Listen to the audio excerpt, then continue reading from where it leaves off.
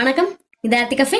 இன்னைக்கு நம்ம என்ன பார்க்க போறோம் அப்படின்னா, ஹாய் ஃப்ரெண்ட்ஸ், இன்னைக்கு ரொம்பவே சூப்பரான கிட்ஸ் ஸ்பெஷலான ஈவினிங் செய்யக்கூடிய ஒரு ஸ்நாக்ஸ் ரெசிபி தான் பார்க்க போகிறோம்.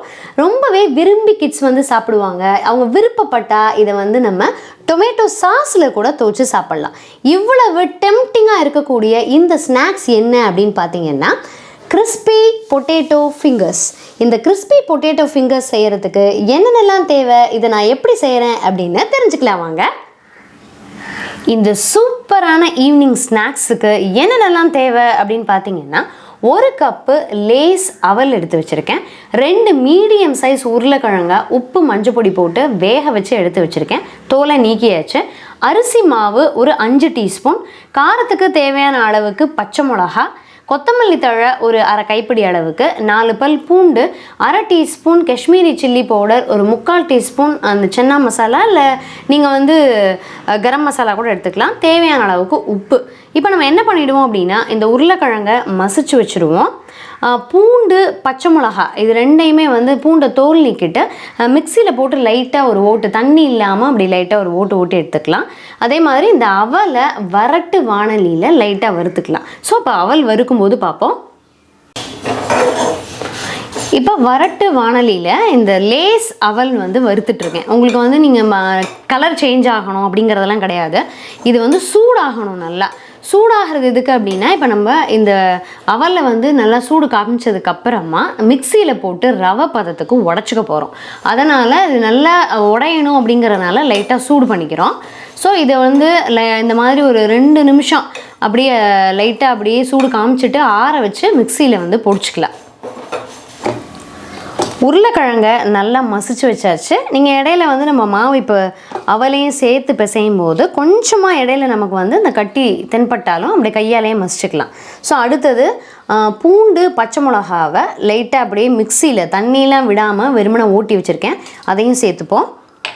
இப்போ அவல் வந்து சூடு காமிச்சு வச்சதை ஆறுனதுக்கப்புறமா வறுத்தாச்சு, அதையும் சேர்த்துக்கலாம். அரிசி மாவு, கொத்தமல்லி தழை, இந்த சென்னா மசாலா, காஷ்மீரி சில்லி பவுடர், தேவையான அளவுக்கு உப்பு வந்து நீங்கள் பிசைஞ்சிட்டு டேஸ்ட்டு பார்த்துட்டு கூட எவ்வளோ தேவையோ அந்த அளவுக்கு போட்டுக்கலாம். ஸோ இதை நல்லா வந்து அப்படியே பிசைஞ்சுக்குவோம். உங்களுக்கு வந்து அந்த உருளைக்கிழங்கோட பிசுபிசுப்பு தன்மையிலே இது நல்லா வந்து சேர்ந்துக்கும். இன்கேஸ் உங்களுக்கு கொஞ்சம் ஈரப்பதம் வேணும் அப்படின்னு தோணுச்சுன்னா லைட்டாக ஒரு 2 ஸ்பூன் அந்த மாதிரி வந்து தண்ணி சேர்த்துக்கோங்க. ஸோ இதை நல்லா பிசைஞ்சுக்கலாம். ஸோ நல்லா வந்து மாவை இப்படி பிசைஞ்சுக்கோங்க. பிசைஞ்சிட்டு இந்த குட்டியாக ஒரு அளவு மாவு எடுத்து நீங்கள் கையில் எண்ணெய் தொட்டுக்கிட்டாலும் சரி இந்த மாதிரி உருட்டிக்கோங்க. அதாவது நம்ம ஃபிங்கர் மாதிரி இப்படி உருட்டிக்கோங்க. ஸோ உருட்டிட்டு நம்ம பொரிச்சு எடுத்தோம் அப்படின்னா சூப்பரான கிறிஸ்பியான நம்மளுடைய ஃபிங்கர்ஸ் ரெடி ஆகிடும். இப்போ பார்த்தீங்கன்னா பிசைஞ்சு வச்சதில் பாதி மாவளவுக்கு நான் வந்து ஃபிங்கராக உருட்டி வச்சாச்சு.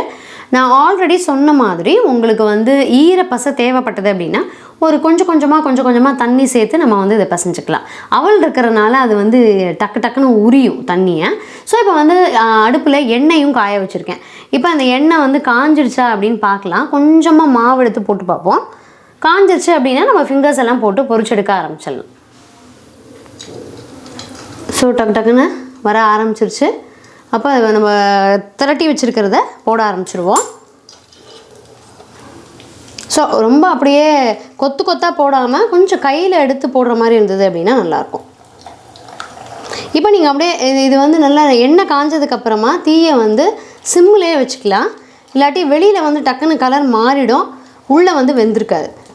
ஸோ கிட்டத்தட்ட எவ்வளவு மேக்ஸிமம் இதில் போட முடியுதோ அந்த அளவுக்கு போட்டு நம்ம பொரிச்சு எடுத்துக்கலாம். ஸோ நல்லா கோல்டனாக வந்து இதை பொரிச்சாச்சு. இந்த அளவுக்கு வந்து நீங்கள் அந்த கோல்டன் கலர் வந்து எடுத்தால் தான் உங்களுக்கு கிறிஸ்பியாகவும் இருக்கும், நல்லா சூப்பராக இருக்கும். கமன்னு நல்ல மசாலா வாசனையோட செம்ம டேஸ்டியான ஈவினிங் ஸ்நாக்ஸு காஃபியோடையோ டீயோடையோ செம்மையாக இருக்கும். கண்டிப்பாக நீங்கள் ட்ரை பண்ணி பாருங்கள். இதில் இருக்கக்கூடிய எல்லா பொருளுமே நம்ம ஸ்பெஷலாக வந்து எடுக்கணும் அப்படிங்கிறது இல்லை, வீட்டிலையே எல்லார் வீட்லேயுமே இருக்கக்கூடியது தான். இந்த டேஸ்டியான கிறிஸ்பியான இந்த பொட்டேட்டோ ஃபிங்கர்ஸை ட்ரை பண்ணி பார்த்துட்டு எப்படி இருந்தது அப்படின்னு சொல்லுங்கள். இன்னும் ஒரு நல்ல டேஸ்டி ரெசிபியில் சந்திக்கலாம். தேங்க்யூ.